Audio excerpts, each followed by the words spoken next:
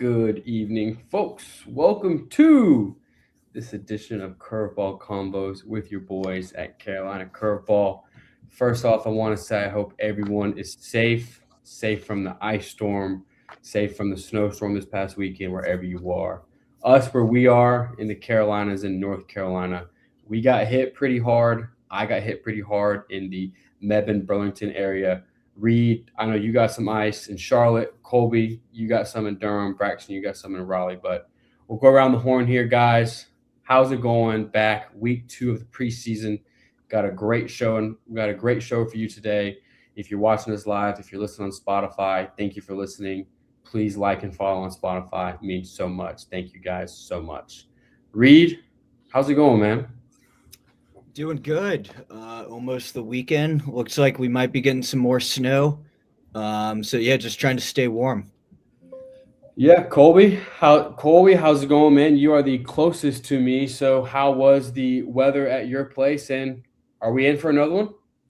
Yeah, this past weekend, we got pretty lucky with the sleet instead of freezing rain. Tennessee and Mississippi, I believe, got hit hard with freezing rain. They're still out of power, so prayers up for them.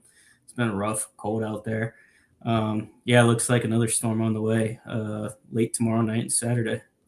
Without a doubt. And Braxton, lastly, in the 919, how's it going, man? Yeah, it was good. I mean, it wasn't too bad here, but like Colby said, hopefully everyone gets power back and is safe. But I mean, for us, just another week closer, so that's what I'm looking forward to. And I think the excitement's really starting to grow here the last couple of days. Just really this week. Obviously, the weather's no help, but I think just being real close now, I'm excited. I don't know about you guys, but I'm just ready to get opening day here as soon as possible. Yeah, I I know for me personally that once the national title hits for college football, and then once the conference championships for NFL happen, for me, football is just done. Yes, the Super Bowl still to come, but the Super Bowl seems like so far out right now. Granted, it's a week and a half away, but and then college basketball for me personally doesn't hit the same as it did when I was a kid or when I was younger. So college baseball is just my full focus right now, even though we are just weeks away. And we are weeks away, but Tobin, are we going to be experiencing some bad weather? I know we may be shooting really far here for the 15th, the 13th, 14th, and 15th. But can we get a little maybe weather forecast, a little psychic prediction here if we will have weather the first opening weekend? I sure hope not, but I think a lot of these opening weekends throughout the Carolinas, it's going to be pretty chilly. So yeah, bring a blanket to the ballpark. Um, So hopefully, fingers crossed, there won't be any cancellations here in the first few weeks of the season, but we'll have to see. Because we were talking about pre-show, just me and Braxton were in Colby about how the we go to the ECU UNC baseball matchup in Durham Bulls. Phenomenal series. So glad they split it up away, home, and neutral. And the last couple of years we've gone. I mean, I was going to Fayetteville the year before that. It was freezing cold, but last year, Braxton, it was freezing in Durham, and just kind of I don't wouldn't and you're the only player on this panel. Like, how much does that affect the game? Does it really? Because it is ice cold. That one was really cold. Just how does the cold weather going into the year affect how these teams play? Yeah, I mean it's a great point. I mean February baseball, it's not really fun for anyone. I mean, I didn't like playing in the cold, but it's just something you have to kind of deal with. I mean, you're practicing in the cold all January. Most teams are. If you're getting outside in the first place, obviously a lot of the northern teams, they've got their indoor facilities and different things like that. But I mean, it's just something you got to get used to. I mean, the ball's not going to fly as much as it does in the sunny weather. The velos are going to be down on the arms. So it's just kind of a little bit of a factor. But I mean, both teams are cold. It's not just one team that's dealing with the elements. It's both teams, and you've got to overcome that and find a way to be better than the guys across in the other dugout. So it definitely is harder to be a fan in the cold than being a player. I will say that. Like going off of like you said last year was just brutal at some of those February games. But it's baseball. It's what we love. So we're gonna be battling any elements just to watch some ball. So Yeah, we'll be for sure battling elements and enjoying some nice food and beverages. Colby, last year we had a really good time on the beverage side and the food side. Are we looking forward to maybe some spiked hot chocolate, maybe some Pernicious, and some Dippin' Dots? Tobin wants to try Dippin' Dots for our TikTok and a hot dog. So, Colby, how much are you looking forward to that as you don't, like us, have necessarily a horse in this race? Yeah, I probably enjoyed the game a little too much last year. Definitely going to take a few steps back. But yeah, it was fun. I like watching good baseball. When you have two good baseball teams and you don't have a dog in the fight, you can just enjoy the game. But yeah, less beverages for sure, though. Yeah, and Reed Tobin, that goes for you too. So do not keep laughing, but hey, folks, as we get into our first topic, we are going to get into our trends post. Braxton, if you could pull that up. Um, this is a graphic made by a special someone that we'll maybe name later in the season. But this graphic is one of my favorite graphics that we have ever made. It shows the trends from the 2024 season into the 2025 season, as well as shows the win differential on the side. And for those listening on Spotify, I will read it off to you here shortly. But off rip, Reed, what are your initial thoughts on this graphic, and what are some teams you saw growth in a year? And as we see, Coastal had the highest in 20 more wins in 25 than 24, and Charlotte and Winthrop both with 12 more wins in 25. So, Reed, what stands out to you on this? But just I think the improvement throughout a lot of the teams in the Carolinas. Yeah, obviously all these teams on the list did not make the NCAA tournament, but like for example, you look at Citadel and Charleston Southern having some of their better seasons they've had over the past few years, and then obviously what Kevin Schnall did with Coastal, taking them all the way to the national title after being around the bubble in his first year. Absolutely incredible. The bounce back by Charlotte too this past year. So just as a whole, it was a great year for the Carolinas last year, and has been the past few years. And I just hope we can continue that trend again this year. Without a doubt. And I want to split this in two here, this graphic and then the next page of it. We'll each give our takes on this. Colby, as you're looking at this on the positive side of the trends, as Reed said, what other teams kind of stand out to you maybe that he didn't say, or just kind of your thoughts on this as a whole? Winthrop for sure. 12 wins in 2025, more than 2024. I think they're going to continue to keep growing and getting better too. Got a great coach, and I think they're building a solid program. 100%. And Braxton, yours, sir. Yeah, I'm with you on Winthrop there, Colby. I mean, I think we kind of expected that collectively. Just knowing that we know about Coach McGuire and his kind of the way he runs his program. I think Charlotte was definitely one that caught my eye too. Obviously, they, I think I expected them to improve last year, but I don't know about 36 wins and competing right there in the American. I boil that down to kind of their arms that they had late in the year. And Gillespie obviously was dominant for them. And then also a high point, I think, was people forget how good, how dominant they were. That offense was one of the best in the country for the early part of the last season. I mean, for them to go to a regional in 2024 and have 35 wins and follow that up with 39 wins in 2025. Yes, they came up short in the tournament to Upstate, but I mean, just a completely impressive season, and they're going to bring a lot of guys back this year. I expect them to continue to trend up and maybe even hit that 40 win mark this year. I think they're going to be very, very good under Coach Joey Hammond, and I think that they deservingly are one of the top teams on this trend chart here. That was just another those three there kind of stood out to me. Obviously, you've got Upstate staying the same. UNC coming down a couple, but they were tremendous in both years. Clemson also 40 plus wins. I mean, they seem to get that every year. So it's just interesting to take a look at it from this perspective, though, and obviously we'll see the other side of it here. But I expect a lot of these teams on this side of it to continue in that trend. 100%. And I think you touched on what I want to touch on with High Point as coming off the best year in program history, your first ever regional, first conference championship, and going to a regional and eliminating Vanderbilt in the Clemson regional, which is unbelievable. And then they lost some program pillars and guys like Adam Stewart and come back the following year and win four more games. Granted, you did come short, and Upstate went on to win the Big South, but then again, that's just huge. And other teams, had Davidson went from 24 wins to 27 wins in 2025. Some other ones for those listening, Citadel went from 21 wins to 31 wins. Charleston Southern 22 and 31. And then Elon had four more wins, went from 21 and 32 to 25 and 32. So there's definitely improvement all across the board. And also, like Braxton said, like UNC had a remarkable year this past year. And it just goes to show just how excellent and just how the standard is at programs like that. How, yes, they won two less games, but still had a phenomenal season. So, and Braxton, is USC Upstate the most consistent team in the Carolinas? Had the same amount of wins. If I remember correctly, the year I played, I think we had 38. I think it was a program record. And I mean, they're sitting right around 38, 35, 36 every year. So that's just the winning brand they got down there. I think that boils down to Coach McGuire before and now Coach Sweeney, what they've been doing there. And they just seem to revamp every year. And it's complete credit to that coaching staff.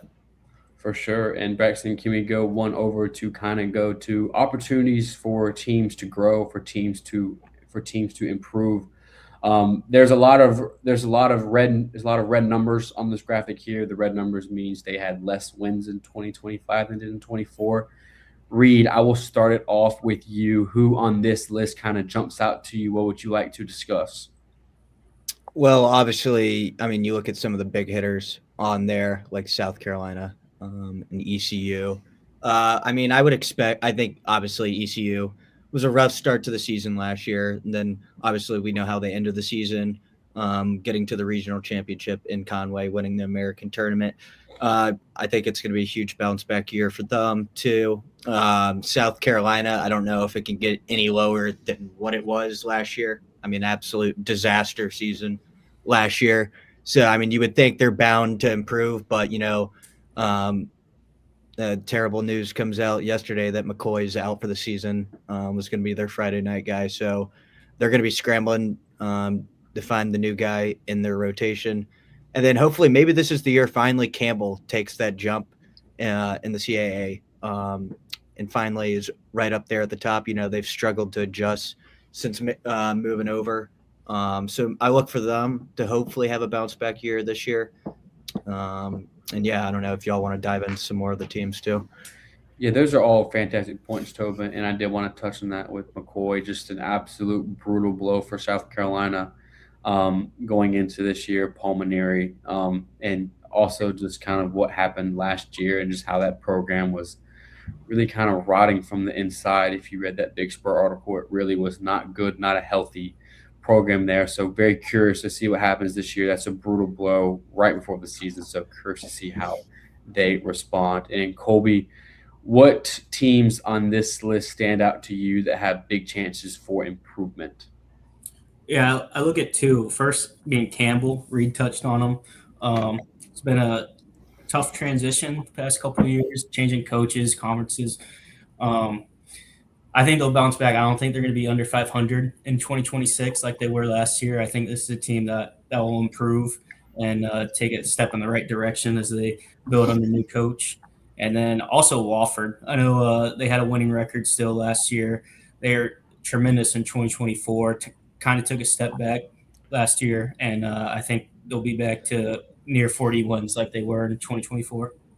Yeah, and to touch on Wofford, I think Wofford really got hit with the transfer portal for the first time last season. I think it was Zach Cohen went to LSU last year. They got stripped from the portal. So really I think that is a major factor in it because the baseball portal was a year or two later than the basketball and football one was. And I really think it hit hard going into this past season. So I think there's definitely room for improvement, but they had a lot of 40-win seasons. I remember us talking about it last season, how I don't know the number, but they had a good amount of 40-win seasons going in, just kind of dominating the SoCon. So curious to see how they get back. And Braxton, who on this graphic stands out to you, sir?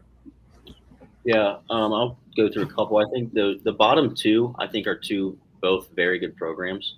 I think PC they've got a great coach. They always seem to kind of be in the mix in the Big South. So I think that's a little deceiving. Obviously not a great year last year, but I think that they are always scrappy, and sometimes they even come out on top in the Big South. Like I remember a few years ago they won the Big South, went to the Vandy Regional, UNCG as well. I know they've kind of got a newer coach, but they also can be very competitive. I think they've shown that in midweeks against teams like NC State, in seems like every year. And I think for them to have 21 wins, they need to get back in that 30 plus range. I think for them, they're in a tough conference, but I think they can do that. App State, another team. I mean, they battled injury a little bit last year with some of their starters going down, specifically on the mound. But I think they can be a 30 plus win team too. They're also in a very tough league in the Sun Belt. I mean, that just goes to show how tough it is to win the Sun Belt when you've got teams like Southern Miss and Coastal, Troy that you're playing every weekend. You guys talk about Wofford. I think UNCW will continue to kind of downward trend, in my opinion. I think they just lost too much. Do I think they'll have more than 30 wins again? I think so. But I think that it's going to be tough for them to get back to that 40 win mark with what they lost. So we'll see how all these teams do. But, this chart can be a little deceiving just because of how good teams were in 2024, kind of like Wofford and kind of like ECU, 42 and 46 wins. Yes, they had a down year, some would say, but still very, very good teams and very good programs, as we know. Without a doubt. And speaking of good years in 24, Reed, you were talking to me pre-show about College of Charleston. They just lost 4 more games than they did in 24. But going into this season, Reed, do you see them winning over 37 games? I think they certainly have a good chance. Me and Braxton were really taking a deep dive on that roster. I like what they bring back. They have a lot of pieces to that starting pitching too, the bullpen too. They returned Davis Aiken too, which was a big piece last year. They return a decent amount offensively too. They lose Pendergrass. He transfers over to Texas, but they bring in Reese Holbrook from UNC.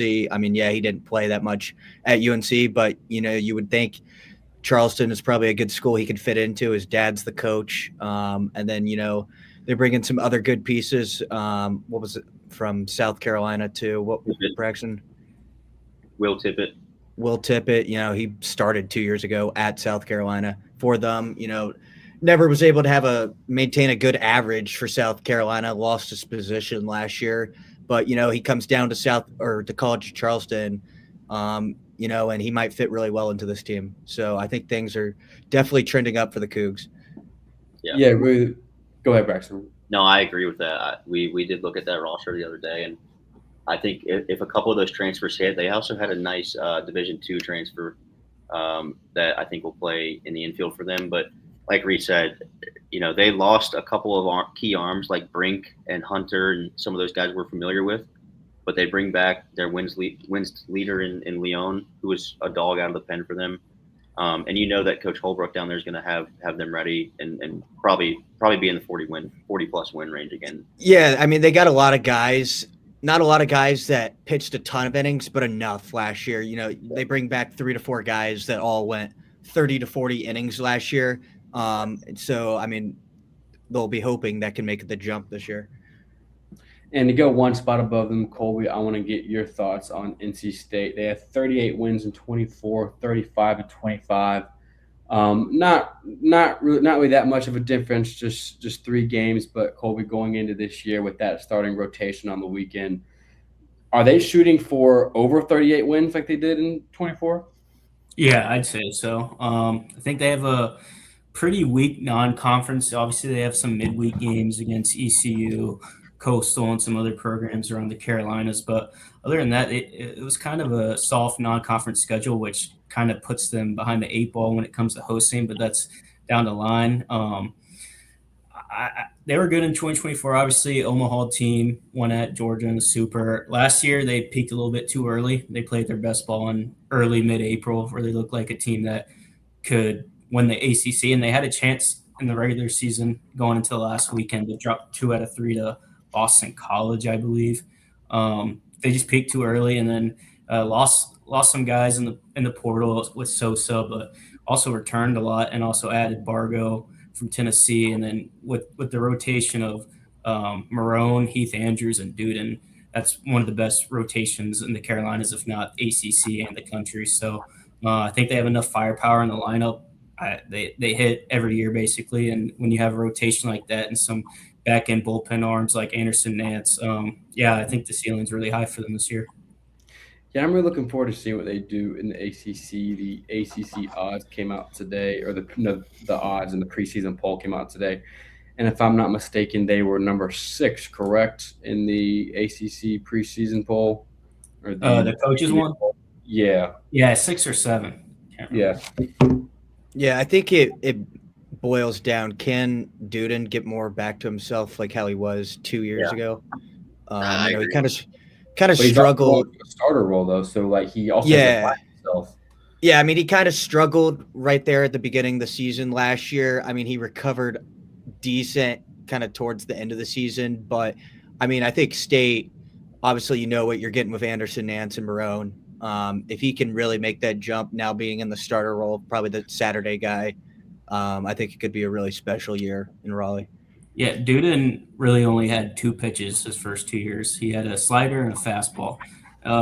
This all season, though, according to Avent on some podcasts and some talk shows, saying that he's added a couple more pitches to the arsenal that should help him instead of hitters being able to focus on the 2 pitches he would throw all the time. So we'll see. Obviously, it's a transition from being a lights out closer bullpen guy to now you're the Sunday starter. So we'll see how that goes. But if the pitches in the arsenal, pitches he added to the arsenal are as good as the first 2, I think it'll be really good.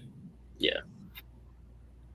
Braxton, did you have something? Yeah, I mean, I was just going to say, even if it doesn't work out for him as a starter, I mean, you know what you're getting out of him in the bullpen either way. He's going to get meaningful innings for NC State.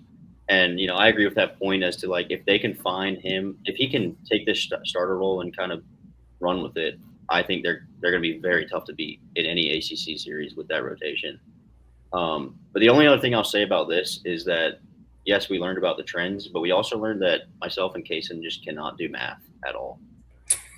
Yeah, you can. Yeah, you can go ahead and tell the people. I think some of them we had to delete this post and repost it like 3 times because we just could not figure out how to add differentials and win totals. I mean, ECU, we had it. I don't even know. It was a mess, but we figured it out and we got it out there. So sorry about that if you noticed that, but we'll work on our math skills. Yeah, whenever the numbers 9 and 11 show up for the rest of my life, I'm not going to be happy. Oh, that sounds horrible saying that, but the numbers 9 when holy cow, yeah, when I said that. It's confusing though. It's true. Braxton, take it, dude. All right. Well, we're gonna move on to what the post from today. Yeah. Okay. Let me pull it up. But yeah, I mean, we just cannot figure that out to save our lives with the math today or the other day. But anyways, we're gonna go to which one do you want to do first, Jason? Let's start with the first one, the Omaha odds. Not the Omaha odds, the appearances in the College World Series. Yeah. Reed, I'll let you take this one off, sir. Okay. Yeah. Obviously last year, only Coastal Carolina. In Omaha, we had the chance for Duke and Carolina to make it 3. Unfortunately, both teams fell just short in a game 3 in their super regionals. But yeah, you look at UNC. I'll start with them. They've been an Omaha regular really since 2006. They finally got through the door that year.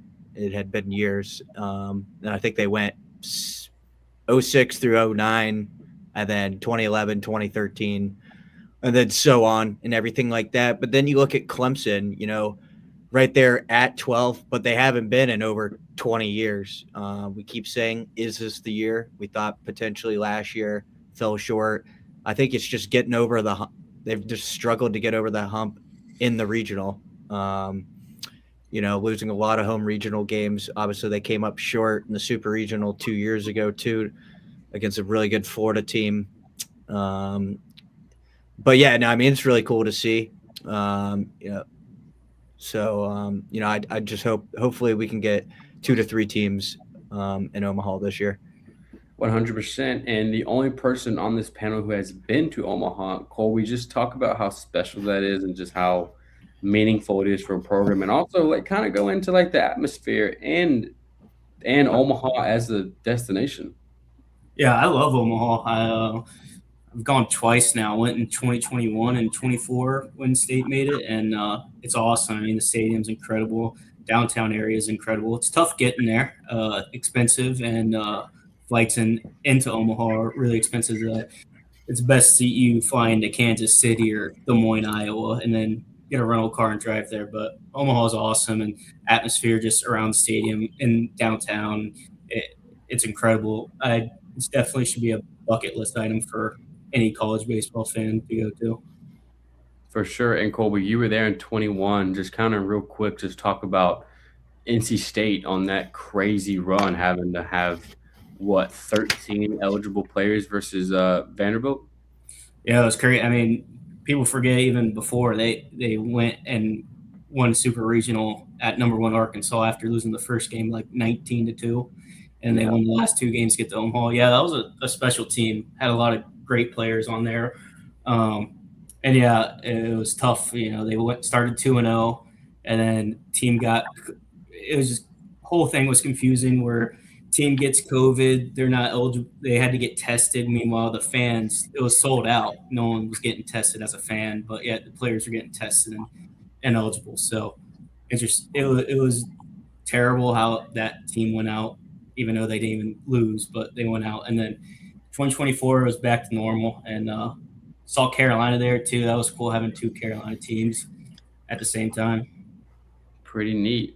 And Braxton, something that stands out to me on here is Coastal Carolina 2 trips to the final with one national title last year, coming up short to LSU. Just how cool is that? Coastal being there as well as the Citadel being on there too. Yeah, definitely cool. The Citadel on there. I don't even remember what year that was. Is it 90? Maybe might have even been 50 or something. I'm not sure. But like you said, Coastal. I mean, two trips to Omaha and 2 trips to the national championship. Could have had 2 titles as well if things go their way last year. But I think that just kind of goes to show it gives you as a mid major a lot of hope that it is possible to win in this sport at the mid major level. I mean, you look at the football landscape, you look at the basketball landscape. It is near impossible to make a run, especially in football. I mean, you're not going to be coming up against in a sport like baseball. You're going to have a chance to win every time. In a sport like football, it's very difficult to beat the big dogs. But I just think that it goes to show, anyone can make it to Omaha if you have the right guys in the locker room, the right coaching staff. You can make a run, and both their runs were really, really special. I think that obviously this sparks a lot of debate between Clemson, South Carolina, and Coastal. Because Clemson haven't won a national championship, South Carolina with the 2. We see that going back and forth with the fan bases all the time. But Coastal, I mean, for them to go twice and almost win 2 national championships, I mean, they're arguably the best team in that state, which is crazy. But yeah, I mean, this is obviously the pinnacle of college baseball. It's where everyone wants to get, and to have 8 teams out of the Carolinas that have been there, I would love to see everyone go at some point. I mean, I know that's not really reasonable, but I definitely want to see some new teams make this list in coming years. Without a doubt. And to kind of touch on that, Reed, who not on this list could you see making their debut next season on this list? Well, is this finally the year they get over the hump? I got to say it. Our alma mater, East Carolina. Most appearances of all time in the NCAA tournament without a trip. They've knocked down the door. They've been really close in some super regionals, had some really good teams over the past few years. I mean, I would love nothing more for them to be in Omaha. I mean, you got to think of all the other teams, they probably have the best chance. I think they certainly could make a run at it this year. These transfers gel well with the core they return. I think it could be a special year for the Pirates. Yeah, I just think after being very close to that program for 2 years, I just know it eats that Cliff Godwin like you ain't never seen. Just he wants it more than anyone else, and I know some people don't think he's the right man for the job, but I do. He's been right there. We talked about pre-show in 22. They were 3 outs. They were 3 outs away, or 3 outs away from doing 3 innings. Yeah. 3 innings. Sorry, 3 innings away from beating Texas. Me and you were there, and then just crazy, crazy, crazy, crazy. I really hope they do as an East Carolina alumni to make it there, but Do you is think? it? Go ahead. Do you think like so of the teams not on this list? Would you say that ECU is the next team to make the list? I mean, if I had to put odds on it, I would probably put them as the favorite. Would I put That makes ECU on that list? Like as in like the newest team that's not on here to make it from the Carolinas. I think I think ECU with just being able to knock on the door year in year out. I mean, I don't know, maybe UNCW, Charlotte is the only other team. Yeah. I mean, to what you were kind of saying, Braxton, just a minute ago. I mean, you look at last year, Murray State 4 seed getting to Yep. Omaha, Fresno State 2008 being a 4 seed winning the national title. I mean, you get in the NCAA tournament, you have a chance to get to Omaha, which is the great thing about college baseball compared to like football, like what you were saying. I mean, to get to Omaha, you have to give yourself chances. What does ECU do better than anybody else that's not on this list that we're looking at? They give themselves chances. I mean, they make the tournament every year, even last year. I mean, they weren't very good, and they still fought and won the conference tournament and made it to the NCAA tournament with the automatic bid and went to the regional final. So the more chances you give yourself, the door is going to open. I mean, so you have to give yourself chances, and that's what ECU does. They get in the tournament every year, and one year it's going to happen. I mean, hell, Stony Brook made Omaha too. I think it was about 12 years ago. Kent State did too. I think they were both 4 seeds as well. Oral Roberts. Oral Roberts too. Yeah. I mean, that's why college baseball is so awesome. I know a 4 seed I want to see. Queens. That would be absolutely electric. Can you imagine? That'd be absolutely electric. If Queens goes Omaha this year, we're going to go to every game. We're going to do a live stream. We're going to do a live show from Omaha, from Rocco's doing the shot challenge. And Queens is going to win strictly because of us. Will we be in debt? Yes, but who cares? All right. The next graphic I want to talk about is the all-time NCAA regional appearances. And as Reed touched on, ECU, the most all-time without a College World Series appearance. Colby, what on this list stands out to you? Is there anything that kind of surprises you of some teams' placement? Yeah, just looking at recent history with Duke at 12, you'd think they'd have a lot more just because of the run they've been on the last 8-10 years with Coach Pollard. Obviously, Coach Pollard left, but you got to think new coach coming in, they might have a little struggles this year. But as a program that I think it is going to keep growing over time. Braxton, who on this list are you kind of shocked by? And will Queens make it this year? So we will have 27 of the 28. Yeah, no, I don't think so. Obviously, we got Upstate adding to the tally last year, which is awesome to see for my alma mater.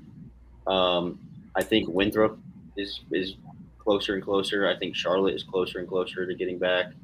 UNCW also historically a good regional level program. I could see them getting back in the near future. And they still have never been. Sorry to interrupt. They still haven't been to a super regional. Correct me if I'm wrong too on that. I think that's right. That was one of Casey's states last year. Yeah, correct. But I mean, yeah, this just goes to show, the talent, the hotbed of baseball, as we like to call it, in the Carolinas. I mean, all but 2 of our teams, and one of those teams is literally 3 or 4 years of being a Division I program, have been to a regional. I mean, that just goes to show the level of baseball that we have down here at the D1 level, and I hope it continues, and it will. And I think that we just have such good programs everywhere in the Carolinas that it's just fun to watch them go out and compete every year and surprise people from all over the country. 100%. And Reed, your thoughts, sir? Yeah, I mean, just about every program in the Carolinas has made Omaha. I mean, that's why it makes, or has made the NCAA tournament. Sorry, makes this so special covering the Carolinas in baseball too. 2 years ago we had, what was it, 9 or 10 teams make the NCAA tournament. Last year 7. I'm hoping this year, for the sake of us, we'll have double digits in the amount of Carolinas, which makes it better for us in June. But yeah, just as a whole, I mean, who has a better in college baseball than the Carolinas with the amount of loaded, all the loaded midweek games that you get on Tuesday and Wednesday night, which makes it so great. And you can watch those loaded games on Victory Plus and Flow Sports, unfortunately. So that's Yeah. what kind of makes it suck a little bit. Yeah. One last thing I want to put each of us on the spot here on this graphic. From the right column, from Elon to Queens down, excluding High Point and Upstate. Colby, we're going to start with you. Hot take or dark horse, who can you see making a regional this year that did not make one the last 2 years? Yeah, I mentioned them earlier when we are doing the trends. Winthrop. I think they're a sleeper team. I think they have a really good shot winning that conference and making tournament. Reed Tobin. I'm gonna go with Charleston Southern. Last year, great year, getting all the way to the Big South championship game was a special season. They return a lot of that core from last year too. It's going to be tough. We all know the Big South is loaded. So let's see if they can take another step. I'm not picking them to win the conference, but I think they can be right there in the top 4 like they were last year again. Braxton. Yeah, I definitely like the angle you guys took with the Big South. However, I do think High Point or Upstate will win that league again. I think Winthrop will be right there. I'm gonna go then, since you guys went Big South. I'm gonna go Wofford. I think that's just the easy next team. The SoCon is they've historically been in regionals here in the last few years. 42 wins, like we mentioned in 2024. Obviously, they took a step back last year, but they're going to be very, very good again this year, and they are probably going to compete for the SoCon right away. So I'm going to go Wofford. Let's see them win the SoCon this year. I think that's a really good pick, and I'm going to keep it in the SoCon with UNCG. Like Reed said, don't think they're going to win the conference, but Braxton, as you said as you said before on the first graphic, this is a good program. They do have talented players there. I watched them in the fall beat the brakes off of ECU, sweep them in a fall ball series. Granted, it is fall ball, so don't put too much weight into it. But then again, it was quite impressive. ECU was throwing some good arms in Sean Jenkins and Frank Sincone, and did have their position players playing. So I think that was pretty impressive. They're due for a bounce back. So I have G getting hot and making it to the NCAA tournament once again. And Braxton, we have one more graphic to discuss, and it is the top 10 all-time wins in the Carolinas. This was pretty wild to think about, and this goes back a long time. Yeah. Braxton, just your opening thoughts on this. You got teams like Elon, who has not been kind of extremely relevant the last couple of years, but in 5th place here, 1 win over Duke. And then you also have the Citadel on there too as well, on another one of our major graphics. Yeah, this one also was kind of hard to find some of the information for, but we figured it out. And yeah, I mean, it just goes to show back to the point of how great of programs we have here. I mean, you look at those top 4 programs in wins, and those are 4 elite level programs in the country. Elon was a bit of a surprise for sure for me. I thought Wake would be a little higher. They, especially since 2000, they've been really, really good. ECU, we know, has been a tremendous mid-major program for many years. Coastal, again, they're going to continue to climb into the 2000s. And then the Citadel with their history as well. So, again, just goes back to the point. It's just another cool way to see, how these teams stack up against each other in the Carolinas. And, we'll see if anyone else can kind of slip into that 2000 win range or anything like that. So I'm sure it will come in the future as we continue to play the games. But nice to see UNC on top, though, as well. That's a nice stat for them to have. And Colby, just kind of to touch on what we talked about earlier, just this area for baseball is just unlike any other, and just some of these programs on there are just stalwarts in college baseball. Just talk about the consistency of these programs on this graphic here. Yeah, it's a lot of wins. 8 teams with 2,000 plus wins in program history. That's incredible. Obviously, you got the big four there with 2,500 plus. Elon, that's awesome to see them up there. And Yeah, we haven't yeah, talked about them much tonight, but it's awesome for them to be in this graphic top 5 in wins. And then you also have the big hitters, Duke, Wake, and East Carolina following that. Awesome to see Citadel up there too, and kind of shocking to see Coastal that low, but they've really just turned it around the last 20 years. So just overall, it's awesome to put programs and just put in perspective how much good baseball we get to cover, watch, and talk about. without a doubt. And Reed, lastly, any comments, sir? No, I mean Braxton and Colby make both great points. I mean, just the history runs deep here in the Carolinas. 100%, no doubt about it. That's all I got too. And lastly, not lastly, we have two more things, but on the same topic, the Omaha odds post. Everyone's favorite thing to do is to sports bet. Everyone on here loves a sports bet. Us four do. And also, you can find these odds on DraftKings. So they have the best odds, in my opinion, for college baseball. Is that true? That's my take. I think they just have the most available things to bet on yeah, as of right now for college correct. baseball. I Yeah, think that's it's continuing to grow on all sports books, and obviously, we just got it legalized here in North Carolina. What 2 years ago now? Mhm. Yeah, So, approaching 2 years. yeah. So I mean, if you're a betting guy, we've got our betting expert per se in Money Matt. He likes to look at these odds and give us plays, and he kind of ran the numbers for us here, and we're going to just kind of go over what we think the chance of each of these teams making it to Omaha have.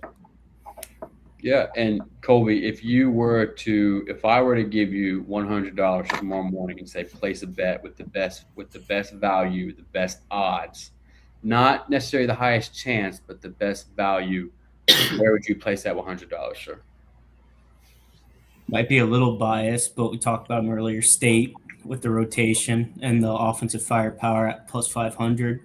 I like that, and also I like ECU too, plus 1,200. That is pretty juicy, and saw what they did last year at the end of the year and returned a lot. Did well in the portal.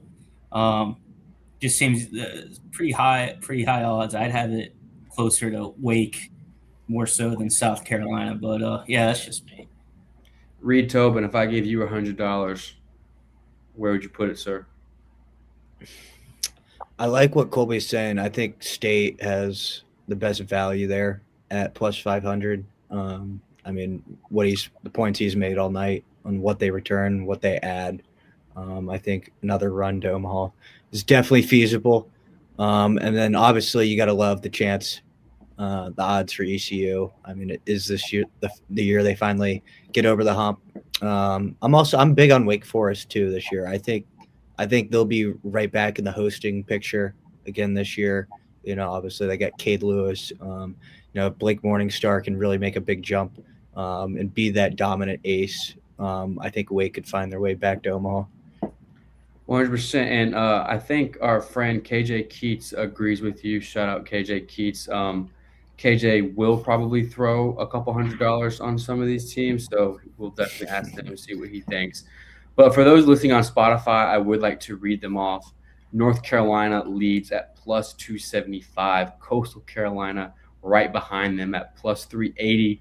We jump a little bit to Clemson at plus 450, followed by NC State at 500, Wake Forest at plus 550, and then we take a massive jump to South Carolina at plus 1100, East Carolina at 1200, and the Duke Blue Devils at 1300. And me personally, if I had to place a bet here with $100, I think I would put it on Clemson. I just think that they are just due. I think that this may be the year. They've come so close, and I think at 450, those are some pretty good odds. And me personally, I said it on the last show, I think I don't love Coastal's odds. I think going from hunting to hunted is going to hurt them a little bit. I'm curious what they do. I'm not going to sit here and say I don't think they're going to be good, but I just, from a value standpoint, I do not like those odds. And Braxton, if I gave you $100, sir, where are you putting it? Yeah, I'm gonna go. I like what you said. I'm gonna go 50 on Carolina, and I'm gonna go 50 on Clemson, and I'm gonna tell you why. I think I'm not that high on North Carolina this year, as I have been on recent years. Although that pitching staff alone is good enough to get them to Omaha again. Certainly, if they can figure it out with the offense, they have a good shot. If they can be a national seed and play at home all the way through, I certainly back them to basically make up for what happened last year at home and go back to Omaha. So I think that's a relatively safe bet. They're tabbed to win the ACC pretty heavily, which is surprising to me. But I think that there's a lot of expectation there. But I think that's still a decent number for them. I don't actually have Clemson in my Omaha 8, but I do like the value, as you said there, Kaysen. I think that they've just been knocking on the door for so long to get back there. With Bakich now in his 4th season, I mean, they have Omaha on their hats. It's obviously important to them in that program to get back there. They've been able to host, I think, 2 or 3 times in the last under Bakich. I think they have a really, really underrated roster and lineup this year. So I'm gonna put 2 bets there if I were to be given $100 and go on Carolina and Clemson to go to Omaha. And Colby, your alma mater was the first team looking out at plus 3,000. You putting $100 on the 49ers? 20. Fair enough, sir. Fair enough, sir. All right, fellas. And the last segment we will go on is with Omaha, and it is our Omaha 8 predictions. And I want to preface this, people. It is January 29th, so do not clown us. Do not make fun of us. Actually, no, you can. If you listen to this later and you see some of us put these crazy teams in there, be like, what are you talking about? But, hey, last year the number 1 and 2 team in the country did not make the NCAA tournament. So, hey, who knows? So who knows what? We'll have to see. But, Reed Tobin, you're the first name on the list, so go through your Omaha 8, sir.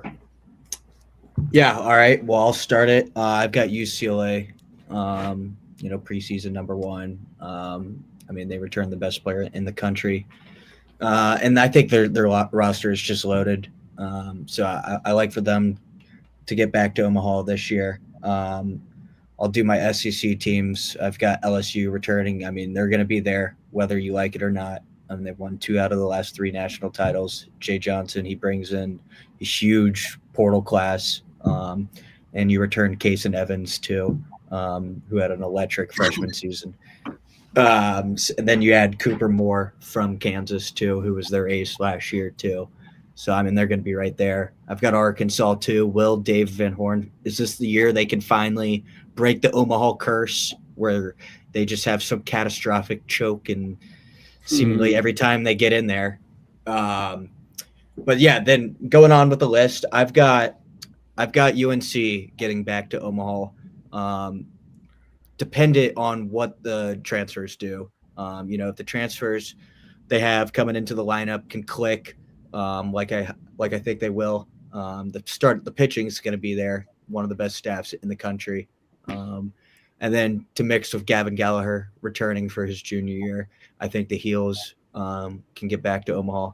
I've got Coastal as well. They lose some key pieces, obviously, from last year's team.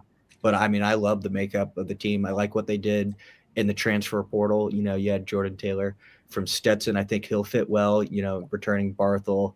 And then not to mention, obviously, arguably having the best pitcher in the country in Fluky back. So I think they can make it back-to-back trips. I'll be interested to watch them when they go play out in Texas here at the beginning of the season. Kind of get some marquee opponents too. And how will they, like you said, Kaysen, how are they going to handle going to the national title last year, flying under the radar? Not to us, but pretty much nationally for most of the season. Everyone's going to give them their best shot now. But yeah, then also I've got Georgia Tech. I think they will have the best offense in the country. Obviously, James Ramsey takes over now in his first season, being promoted to head coach as Danny Hall retires. But arguably one of the best players in the country, Drew Burgess, is back. Or Burris, sorry. And then Alex Hernandez still too. You bring some proven transfers, Ryan Zuckerman, over from Pitt in the ACC. The starting pitching, I think, will be the biggest key. I mean, they had one of the better ERAs in the ACC last year. Obviously they won the ACC regular season last year, but pitching kind of let them down in that Oxford regional. So I think that will be the key, but I think it could be a special season in Atlanta this year for them to get back to Omaha for the first time in over 20 years as well. And then I've also got Oregon State. I think they have one of the best 1-2s in the country with Dax Whitney returning and Kleinschmidt. They lose a decent bit in that lineup. But Riley always does a great job up in Corvallis. And then last but not least, I've got Miami kind of as my wild card. I really like the makeup of this Miami team. You bring back potential ACC player of the year caliber player and Daniel Covett this year. I mean, he's just tore the ACC up the past 2 years.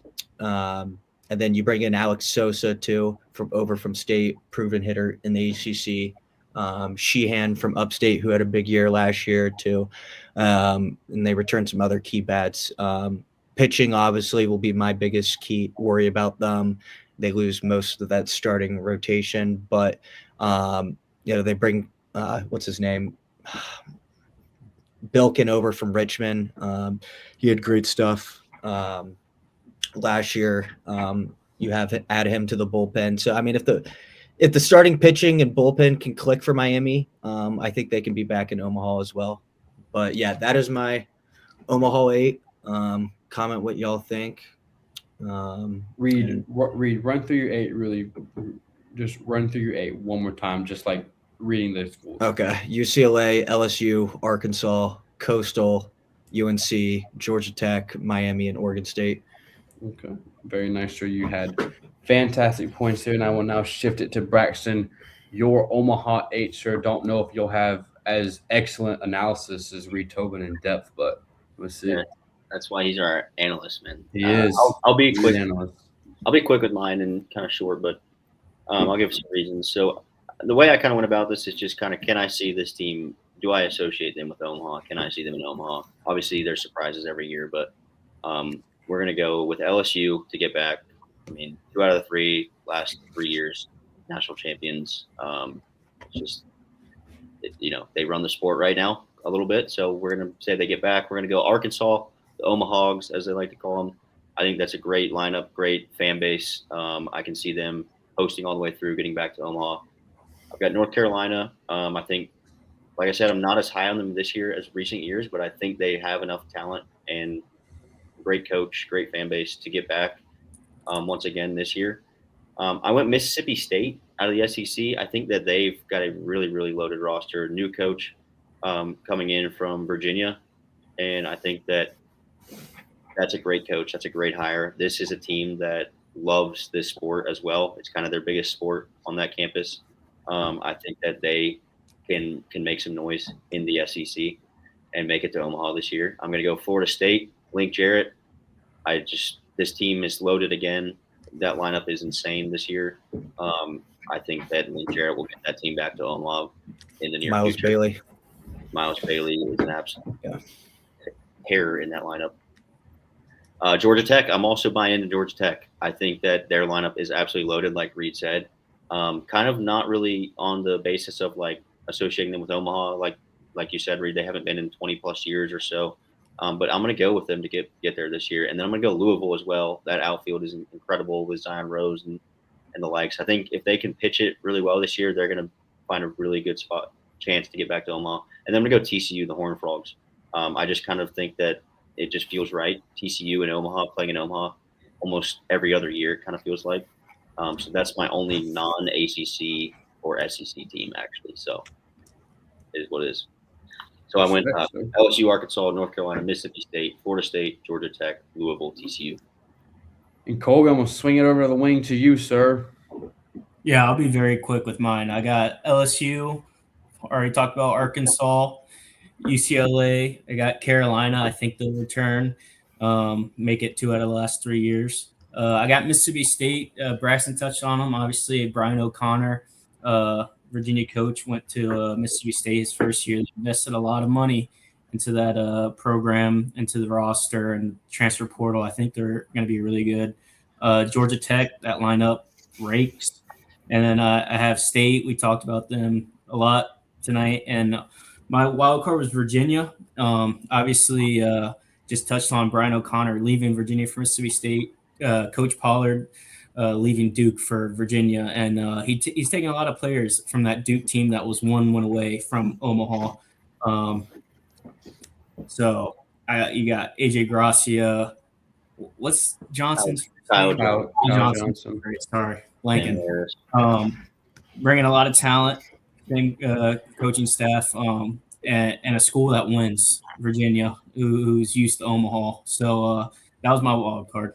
Imagine a Virginia, Mississippi State, Omaha matchup. That's exactly that's electric. Mouth, Colby. How electric would that be? Mississippi State, or Duke, or like Duke. If Duke somehow ran into Virginia in the ACC tournament, or maybe in a region, or not regional, but like in the postseason somehow. Mississippi State at Virginia Super Regional. Yeah, Mississippi State national title 4 years ago. Hard to believe, or 5 years ago now. Yeah.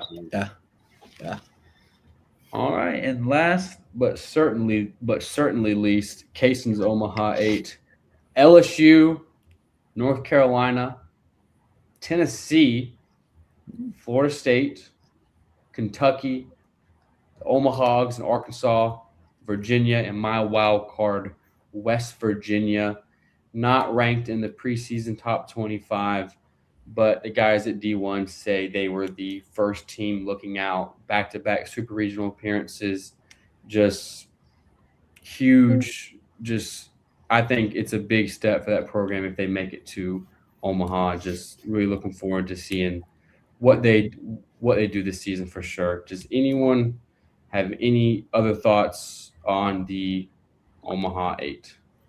No ECU anywhere. Yeah, Reed. You know, I had them when I made one all the way back in June last year, the day after the season ended. I had them. I wanted to include them. I think they got to prove to me these first few months before I have them in my Omaha 8.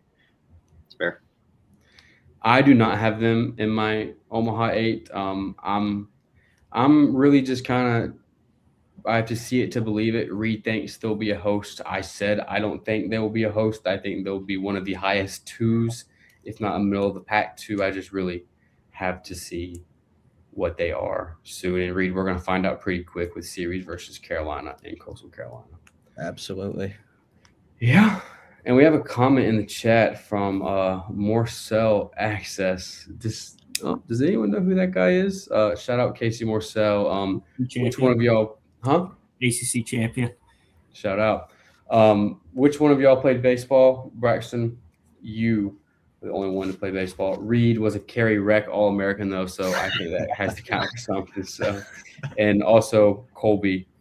Oh, gosh. Colby played baseball as well for a long time. And no West Coast. We have UCLA.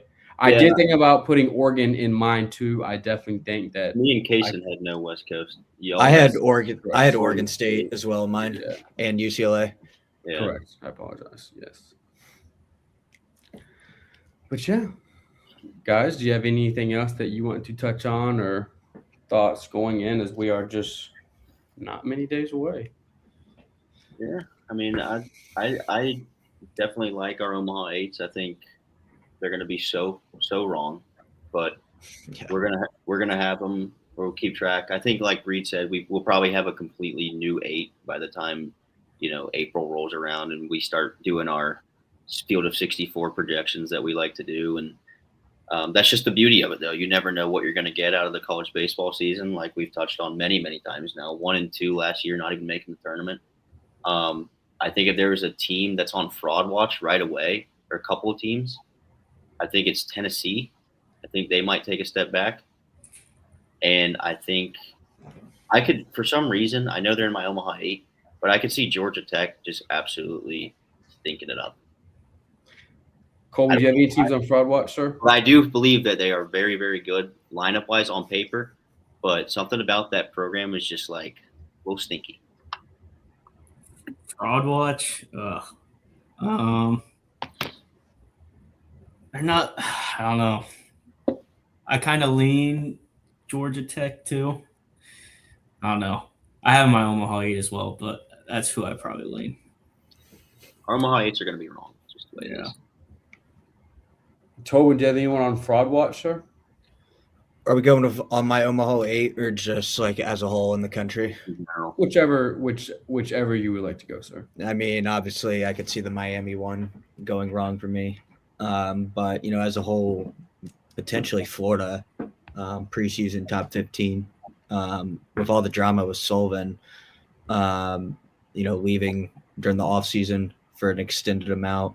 And then, after how last year's season ended down in Conway for them, I mean, obviously they have a lot of talent. But, I mean, it's something to monitor. Yeah, I don't have anyone particularly on fraud watch. I'll have my fraud watch out, I think, around March. I think the first month of the season we're really going to have a good grasp. And you know what? I might just make a graphic for fraud watch. Carolina's yeah. Could you imagine? Go ahead. Next A&M will always be on fraud watch after last year. Yeah. Respect. You should make a fraud watch A&M of all the overhyped SEC teams and tweet it at that Phillips. Yeah. What's that one guy's Phillip? Just do a fraud watch graphic and just put the SEC logo. Yes. Yeah. Just put the whole thing. Specific, the A&M logo. Yes. I was listening to the D1 guys. Much respect to what they do. They're the best at it, clearly the best in the business, but I had a good laugh. I mean, they were making fun of themselves in a funny segment. Joe Healy was saying we ranked 11 SEC teams, and they were talking about why Oklahoma wasn't ranked. And then he was saying, well, we can't rank all the SEC teams. And I just got a pretty good chuckle out of that. Like, you have before, so what's stopping you now? But kind of is what it is. Really looking forward to this season. And last question. Is this the year an SEC team does not win the national title? Well, I said it last year. I said it wouldn't happen last year. You did. And I mean, I was dang close.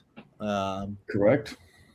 I'm gonna say it again this year. No, the SEC is not gonna win the national title this year. I'm gonna stick with it. I'll one up Reed, and I'll say an ACC team wins it this year. I think an ACC team is due. I mean, it's been since Virginia in 2015. 2015. Yeah. 2 national titles as a whole, which is mind-blowing, by the ACC since 1955, which is just crazy to think. That is something else, for sure. Well, boys, I'm going to wrap this one up here. Not far from the season at all. So looking forward to this year. We have so much good content, coming out for you guys. Follow us on TikTok. That's really growing really well. Braxton, thank you for doing that. It's doing amazing. Follow us on X. Follow us on Instagram. Follow us on Spotify. Subscribe to our YouTube. Like, comment. Please support. Please comment with us. Interact. Like. Reply. South Carolina fans, please fight. Clemson fans, NC State fans, argue ECU fans. Just please, guys, do it. Do it all. We love the interaction. We love it. We're going to be more interactive this year. We're going to have some pick'ems. We're going to have some polls. We're going to have a lot of interactive content. We have something special planned in a week and a half with you're going to pick players by a budget. Going to have some fun with that. Going to see what people think about that. Once again, guys, we're so grateful for all the support, every listen, every like, every retweet, every subscription. We love it, and just want to say thank you guys so much. And we are looking forward to this season. And